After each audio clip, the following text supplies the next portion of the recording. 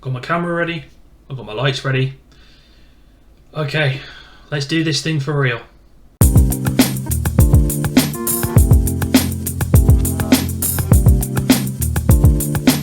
Yes, hello everyone, my name is BaxtyB. Welcome to BaxtyB F1, and today we are going to be doing a driver tier list for 2023. Basically, this is just my own opinion of what I make of the drivers on the 2023 grid, and how I think things are going to... Well, not going to do my championship predictions. If you want to see them, go and watch the latest episode of Cameron's Shakedown, where I give a fairly standard answer, though my pick for P5 may cause a bit of controversy, particularly amongst the Lewis Hamilton fan base. No, it's not Lewis, it's Fernando. I'm predicting Fernando for P5. That's what I'm doing. Okay, so without further ado, here is the list. Here are the drivers. 4 tiers. We've got S tier, that's the top tier, you know, the elite peddlers, as Cameron would say. We got A tier, B tier, and C tier. Just going to go in order, left to right. We'll start with Alex Albon. Big fan of Alex Albon, actually. Really like him. I think he's good, but not great. I think is probably the best way to describe Alex. He is, has moments of occasional brilliance, like Australia last year. But what I will say, I think he goes here in the B tier. Good driver, not great. How different things could have turned out if he'd won that race in 2020, but alas, Lewis Hamilton had other ideas as well, we know. Okay, Carlos Sainz. This is a difficult one. Race winner now, driving for Ferrari. Carlos, I'm going to put here in the A tier. Carlos is good. I like Carlos a lot, but he just makes one too many mistakes. And yeah, we all talk about him as being a man of potential. Well, he's been a man of potential since 2015. Do you know who his teammate was? Rookie teammate was that year? It was this gentleman, Max Verstappen. He's not exactly done too badly for himself, has he? So, yeah, Carlos A tier. He was an S tier driver, but actually I think he's slipped below that for me now. But speaking of S tier drivers, is his teammate Charles Leclerc. That's not even up for debate. He's an S tier driver. He just is. Let's be frank. I think what Charles needs to do is he just needs to make a few less mistakes, and therefore, and hopefully then have a team around him that won't make strategy errors as well, like Ferrari did last season. So really the only way is up for Charles, unless Ferrari get it even more badly wrong than they have done. Okay, Checo Perez. I'm going to annoy a lot of people by doing this, but I'm going to put him here in the A tier. I've always rated Checo very highly. I think he is... I think because he's going alongside Max and he's getting destroyed by Max, then everyone's kind of like, oh, well, he's rubbish. In the same way that everyone thought Bottas was rubbish when he was alongside Hamilton. The simple fact is he's not rubbish. He's very, very good. Has been for a very long time. Look at the years he spent at Force India through Racing Point. He got his race win there. I think Checo is very, very underrated. But unfortunately, when you're going up against somebody as good as Max Verstappen, you're going to be made to look a little bit stupid. And that's where Checo, unfortunately, is at the moment. But for me, he is an absolute A-tier driver. I wouldn't have him above Carlos at the moment. I really wouldn't have him above Carlos. If he'd finished second in the championship, then I think he would be above Carlos. But when you're in a championship winning car that's so dominant and don't get a 1-2 finish, you have to ask yourself some questions. But 4-time race winner now, I think he is solidly A-tier, and that's beyond doubt. Speaking of A-tier drivers, we have got Fernando Alonso. I'm going to put him ahead of Carlos. I mean, Fernando, he's in his early 40s and he's still driving as good as most of the guys on the grid. You know, may not like the guy personally. As a Lewis Hamilton fan, may think he says some really stupid things, but his ability behind the wheel is still second to none. And if he has the season that I predict he's going to have, he could even get back into the S tier. I mean, back in the day, he was up here near this end where Charles is, though. Will Charles remain there? That remains to be seen. But I think Fernando is still one of the best drivers on the grid, and I think he is absolutely worthy of being in the A tier, and I think Aston Martin might do something this year, hence why I predicted him for P5. So I don't think it's out of the realms of possibility that he can do that. Okay, who's next? Mr. Gasly. Oh, Pierre goes here. Definitely Pierre goes there. I like Pierre a lot. Big fan of his. I thought he got ridiculously treated by Red Bull. They didn't give him enough of a chance. Not that the results were going his way. It's not like he was doing really well and they dropped him anyway. But I think they gave him the drive too early, and I think he spent those last 3 years with AlphaTauri really honing his craft. 2020 and 2021, he was my driver of the year. In both those seasons, he was phenomenal. In both of those seasons, last year was a little bit more tricky, but now he's got an opportunity again at a big team to prove himself and potentially get himself more race wins. I like Pierre a lot. I hope he does better, and I wanted to see him just be a little bit more consistent as well. George Russell, yeah, no question about it, S tier. Call me British bias all you want, but I think George last year proved he was an S tier driver. If we were doing this before 2022, he would be in the A tier, quite near the top. But with his consistency, with his speed, and yes, with his race win, George absolutely goes into the S tier. Yeah, he's not the best driver on the grid, but he's pretty goddamn close, that's for sure. Okay, we're rattling through these quite quickly. K-Mag. He's in the B tier. Does he go above Alex? Does he go above Alex? Yeah, he does. I think K-Mag was one of the stories of 2022. He came back after a year out rather unexpectedly, though Haas made absolutely the right decision in getting rid of Mazepin and bringing Kevin back. He scored points on debut or re-debut. He got the pole position in Brazil. He was generally the better driver at Haas than Mick Schumacher, hence why he's on the grid and not Mick. And I think Kev absolutely deserves to be there. I think he's a lot better than people give him credit for. He still has his moments where he might shunt somebody off, but just ease them off slightly. But that's hard racing in some respects. So I've got a lot of time for Magnussen. I think he's a bit slept on, but yeah, I think happy to put him in that B tier. He's definitely not A tier. He's solid, will do you a job. Is he going to win you a world championship? Absolutely not. Okay, Lance Stroll. He's got to go there. This is a hard one for me because I think when Lance is good, he's up here, verging on here, but he's majority here. But he just makes so many mistakes, and he's made so many mistakes now that I can't really forgive them, and he has to go in here. I don't buy into the whole he's only there because of his dad's money. I think he is worthy of being on the grid. He proved himself. He's a pole sitter, multiple times on the podium. But he just makes too many mistakes. And remember Monza 2020, he threw away a race win. Let's not forget that. And also Turkey as well. But Monza's the one that I think people don't talk about. He was in the perfect position but behind Hamilton, who had the penalty, and he didn't take advantage. He made a mistake early on. So yeah, Stroll, he just makes too many mistakes for my liking, and he has to go in the C tier. It's with a bit of regret that I put him there, but I've just got no choice. I have to. Lando, yeah, that's easy. Goes into the A tier above Fernando. I think Lando is the driver that is closest to getting into the S tier. I think he is just one. I mean, essentially for me, he's a race win away from doing it. That's how highly I rate Lando. I think he's gone up against Danny Rick. Okay, Danny Rick's not been brilliant the last 2 years, but he's gone up against Danny Rick and beaten him quite convincingly both times. He's got a big challenge this year with this gentleman who we'll talk about when we get to him. But he is the team leader now at McLaren. He's the guy that they believe can win them world championships. I don't think it's out the realms of possibility that he can. But yeah, absolutely. Lando Norris, A tier, verging on S tier. But I can't quite put him in the S tier yet. But he's this close to doing it.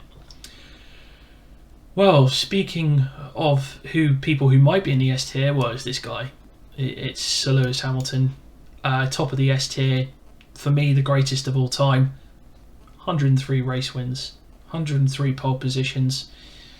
Need I say any more? Yes, 2022 wasn't a good season for Lewis, but in terms of He didn't get a race win for the first time in his Formula 1 career, but he was still driving at a high level. He just didn't have the car underneath him. I think it was clear that he was able to compete when the car was half decent. He scored a lot of podiums. Yes, he got beaten by George in the standings, but that doesn't detract from the fact that, for me, he is still marginally pound for pound best driver on the grid. Okay, Logan Sargent. I'm going to put Logan here. I don't know an awful lot about Logan. First of all, I think it's great that we got an American driver coming onto the grid, particularly with the fact that Liberty own Formula 1. It's kind of been the one sort of sticking point that they haven't had an American driver. They've had the American team the whole time with Haas, but they've never had the American driver in Logan Sargent. But yeah, I think Logan's good. He is good. I don't know enough about him to put him any higher than here. I said on the shakedown that I remember him pushing Oscar pretty close in F3. Please, again, if somebody can correct me on that if I'm wrong. He's going to do a solid job for Williams, and to be honest with you, I fully anticipate him moving up into the B tier by the end of the season.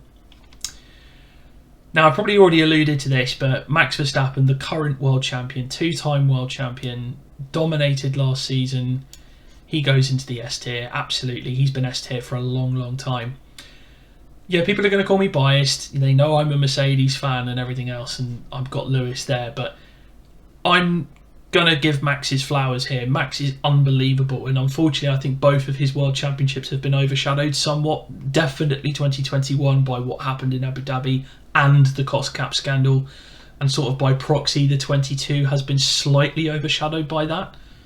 But you take all of that away and you look at his driving in the last two seasons, and it's been almost impeccable. He has very rarely made mistakes. And I think when we were unsure how he would handle the title battle pressure, he handled it pretty well. It'll be interesting to see if he can maintain that this season, because maintaining that level for so many years is very, very hard. That's why I have him above him at the moment. But Max can get there.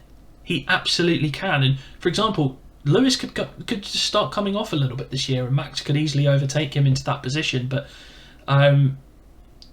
Max, god tier driver. I mean, I think he's on his way to being one of the all-time greats. And when I say all-time greats, I mean the elite level of drivers. You're talking Fangio, you're talking Jackie Stewart, Jim Clark, you're talking Michael Schumacher, and you're talking Sir Lewis in there, like that elite level of driver. I think Max is on his way to joining that club. He's not there yet, but he's getting close, and I think it won't be long before he joins that conversation. Absolutely. Right, Nico Hulkenberg. Gonna put him. You see, Nico for years was here. For years and years and years was here. But unfortunately, he's been out the sport for 3 years. I'm going to have to put him here. I was actually thinking about this earlier. Nico Hulkenberg might be the most unfulfilled potential in all of Formula 1. Never had a podium. He's had one pole position. That was in his first season in Brazil. Remember that? And if you haven't seen it, if you're new to the sport, go and watch the 2010 Brazilian Grand Prix qualifying session, because it is all kinds of crazy. And yes, Nico Hulkenberg ends up on pole. The reason I'm putting Nico here is purely he's been out for 3 years. He's got a lot to prove. I think Haas is a good move for him. I'm not sure it's necessarily the move Haas needed, but he's solid, he's reliable, he'll do them a job. If they need him to score points, he will. I do think it's a shame he's been out the sport for 3 years. I really don't think he should have been, but that's the reality of the situation. But yeah, I do rate Nico highly, and he could very easily get back into this A tier by the end of the season, but right now I have to have him here as we speak on this day in January 2023. Right, Nick De Vries. I'm going to put him there. Nick, it would be very easy to put all 3 rookies in here. I'm not doing that because obviously I'm putting Nick here.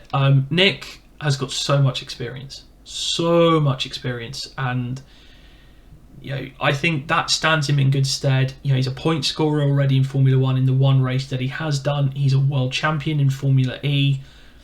I think he's already proven himself, to me anyway, that he belongs in the B tier, but this will be a big opportunity for him to show that all of the attention he got when he was a kid. I mean, I remember he was doing the Toon stuff with McLaren when he was a young driver there, and he was doing stuff with Jensen and Lewis. So, yeah, Nick's been around for a long time, and I think possibly could be an F1 driver for many years to come.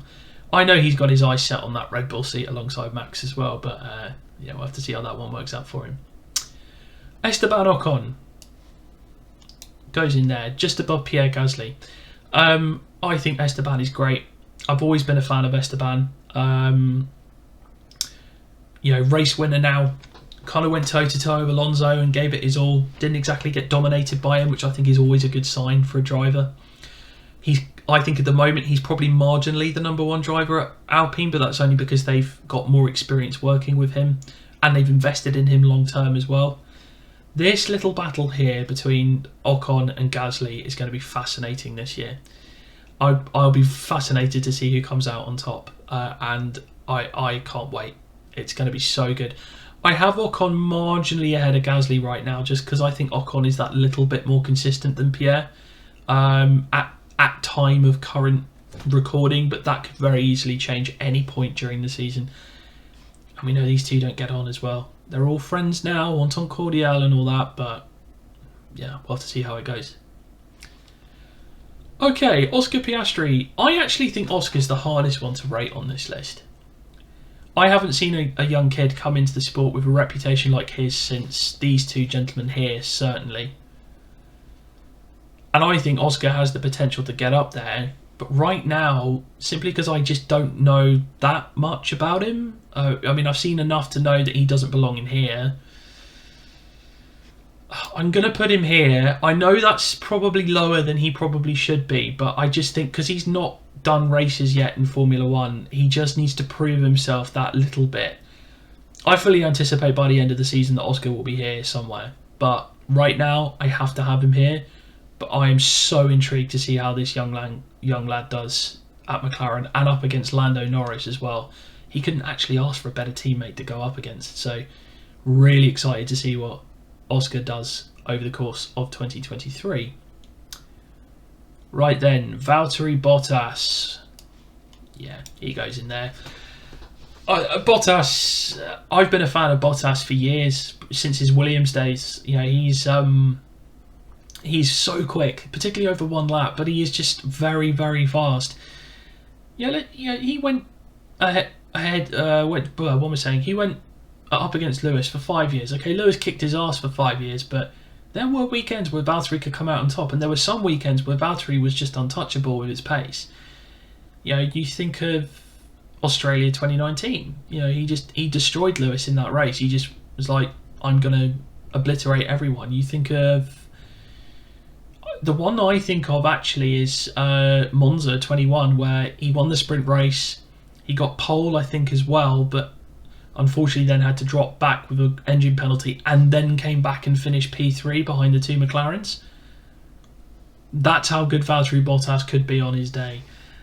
Bit inconsistent, but absolutely an A-tier driver, and I will not hear a word said against Valtteri Bottas in that regard. A-tier driver. At one point was verging on S-tier, but he's not there now. He's a solid A-tier driver, perfect driver for Alfa Romeo. Oh, Yuki Tsunoda. I think I'm going to cop a bit for this, but I'm going to put Yuki here. I like Yuki a lot. I like him a lot, but I can't have him above. I just think he's a little bit inconsistent, and I think his first race was amazing. He finished he was in the points, and he was like passing Alonso, and it was all great, and then he'd have this occasional great race, but he's just not consistent enough. And the AlphaTauri last year was a dog, but he's got a big test going up with Nick de Vries as his teammate, if he can't compete with Nick, I think he'll be out the sport. Honestly, I think this is a make or break season for Yuki. Either he stays in the sport for years, or he leaves at the end of the season. It's very, very simple. But at the moment, when he first started, he was here, but I have to have him here now. He's just not convinced me to put him in the B tier, I'm afraid. And Zhou Guanyu, I'm going to put him here. I like Zhou a lot, actually. I think Zhou's a little bit slept on. I think people just see him as a pay driver, but I wouldn't say that about Zhou. I think he's a very, very good driver, and more than worthy of being in the sport. Long term, maybe not, but he's got a big Audi-shaped carrot there to give him, to give him a chance of staying in the sport long term. He could potentially get a second driver at Audi, and there's rumours linking Norris to Audi now, particularly Andreas Seidel's gone that way. Who knows? Could be a good opportunity for Zhou, but whether he takes it or not remains to be seen. But on his day, is quick, could live with Bottas, and even out-qualified him a few times. So I think Zhou Guanyu is better than people give him credit for, but I'm not prepared to put him in the B tier just yet. Well, that's all 20 drivers done. This is the first of 3 tier list videos I'm doing this week. I'm also doing a driver lineup, and I'm also doing a track tier list as well. Now, the only place to find those videos is here on BaxtyB F1, and if you want to see them when they first go up, it's very simple. Hit the subscribe button below, hit the bell notification so you know when those videos go live. And also, comment below, let me know what you think of this tier list. I know that most of you are going to disagree with me. I'm going to have Max Verstappen fans going, you can't have him above Lewis, or you can't have Charles Leclerc below Lewis, or you can't have Lewis, ahead of, just people going to moan at me probably. But that's absolutely fine. This is just my opinion. If you want to disagree, I have no issue with that at all. At all. Just know that I'm right. No, I'm joking, of course. Each their own. But this is my view on things. And I'll probably do a revision at the end of the season. We'll see where we are. And yeah, can't wait to see the 23 cars and get testing and then get racing. Okay guys, that's all I've got time for on this video. Look out for the next 2 tier list videos, and until next time, stay safe, and I shall speak to you all very, very soon.